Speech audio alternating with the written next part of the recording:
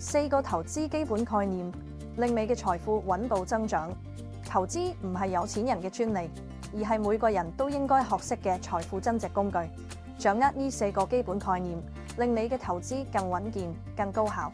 首先係複利效應，亦即係錢滾錢嘅魔法。當你嘅投資回報累積入本金後，產生新嘅利息，隨住時間推移，收益會越嚟越驚人。投資越早開始，時間就越能發揮威力，令你嘅財富穩步增長。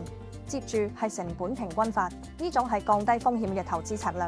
透過定期定額投資，無論市場價格高低，長期落嚟可以平均成本，減少市場波動帶嚟嘅影響，令投資更加穩定。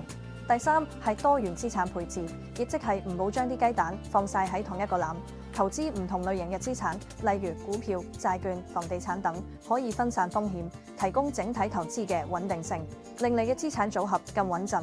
最後係風險與回報嘅關係，高回報通常伴隨高風險，投資前一定要根據自己嘅目標、風險承受能力同財務狀況嚟選擇合適嘅策略，揾到最適合自己嘅平衡點。投資冇捷徑，但有方法。